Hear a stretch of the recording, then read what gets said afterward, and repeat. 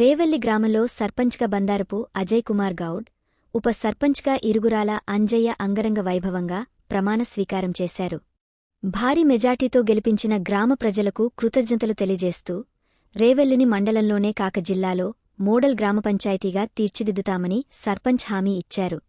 స్వచ్ఛభారత్ కార్యక్రమం కింద గ్రామ పరిశుభ్రత, సీసీ రోడ్లు, డ్రైనేజీలు, వీధి దీపాలు ఏర్పాటు చేయడంతో పాటు రైతులకు ఐకేపీ సెంటర్, అక్కాచెల్లెళ్లకు బతుకమ్మ షూట్, అర్హులకు రేషన్ కార్డులు, పింఛన్లు, నిరుపేదలకు ఇందిరమ్మ ఇళ్లు కల్పిస్తామని తెలిపారు.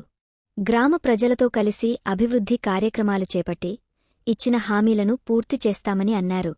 ఈ కార్యక్రమంలో ఉప సర్పంచ్, వార్డు సభ్యులు, గ్రామ ప్రజలు పాల్గొన్నారు. నా పేరు బందారపు అజయ్ కుమార్ గౌడ్.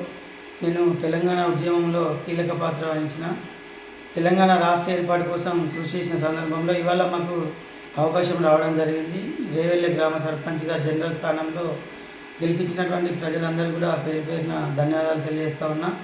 నేను సర్పంచ్గా నిలబడేటువంటి సందర్భంలో ఇచ్చినటువంటి హామీలు ఏవైతున్నాయో మినీ ట్యాంక్ బండ్ పైన నీట్గా చేసి పరిశుభ్రంగా ఉంచి దాన్ని అందుబాటులోకి తీసుకొస్తా అని చెప్పిన, మరియు ఇక్కడ ఉన్నటువంటి ప్రకృతి పచ్చదనం సంబంధించి చాలా ఇబ్బందులు ఉన్నాయి, వాటిని కూడా నీట్గా ఉంచి అది ప్రజలకు అందుబాటులో పార్కులాగా తీర్చిదిద్దుతా అని చెప్పడం జరిగింది.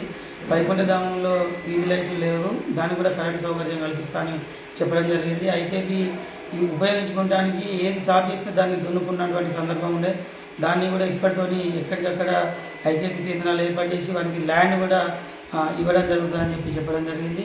మట్టి గ్రామంలో చాలా మట్టి ఉంటుంది, దాన్ని ఇతర గ్రామాలు తరలించుకుపోయేటటువంటి పరిస్థితి ఉండే గతంలో. నేను వచ్చిన కాంచెల్లి ఈ గ్రామంలో ఏ రైతైనా ఉపయోగించుకోవచ్చు తప్ప మిగిలిన వేరే గ్రామాలు తీసుకుపోవద్దని చెప్పి కూడా చెప్పడం జరిగింది. ఇక్కడ ఉన్నటువంటి డ్రైనేజ్ వ్యవస్థ కానీ, వాటర్కి సంబంధించిన కానీ, నూతన నల్ల కనెక్షన్లు కానీ, పెన్షన్లు కానీ, ఇవన్నీ కూడా దాదాపుగా మంచిగానే ఉన్నాయి, ఇంకా కూడా ఉపయోగంలో తీసుకురావడానికి ప్రయత్నం చేస్తానని చెప్పడం జరిగింది. దాదాపు ఈ ఊళ్ళో సీసీ రోడ్లు అన్నీ కంప్లీట్ అయినాయి. గత 10 సంవత్సరాలలోనే ఇంకా ఏదైనా మిగిలి ఉన్నా కూడా చేయడానికి సిద్ధంగా ఉన్నా అని చెప్పడం జరిగింది. మెయిన్గా అర్హులైన ప్రతి ఇంటికి అన్ని పథకాలు అందే విధంగా చూడడమే లక్ష్యంగా పెట్టుకున్న తప్ప ఇప్పుడు ఓడిపోయినటువంటి వాళ్ళిద్దరు కూడా బీజేపీ, కాంగ్రెస్ అయినా ఏ ప్రభుత్వం ఉంటే ఆ ప్రభుత్వంతో అన్యోన్యంగా పనిచేసి వచ్చే పథకాలను అందరికి వచ్చేలా చూస్తాం తప్ప తారతమ్య భేదాలు వీళ్ళు ఓటేయలేవు వీళ్ళు ఓటేసిరు అన్నటువంటి ఇలాంటివి కూడా చూడకుండా అందరికీ నిజమైన పేదలకు ప్రభుత్వ పథకాలు అందించడమే లక్ష్యంగా పనిచేస్తాం. ఎందుకంటే మా పాలక వర్గం మొత్తం యువకులే గెలిచారు.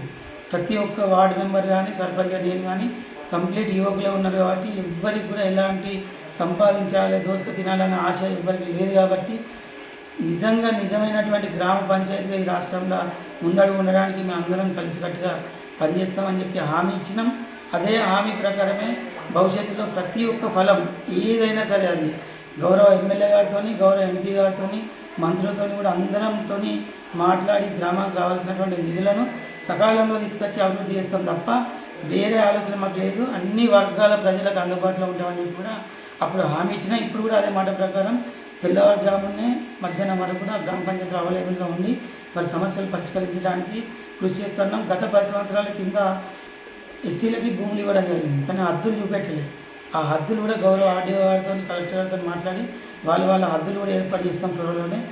ఏదైనా సరే నేను పోస్ట్ గ్రాడ్యుయేట్ స్టూడెంట్ని, ఎంసీఏ నాది, ప్రతి ఒక్కరితో మాట్లాడే అవకాశం నాకు ఉంటుంది కాబట్టి వాళ్ళతో మాట్లాడి సమస్య పరిష్కరించడానికి కృషి చేస్తానని తెలియజేస్తాను.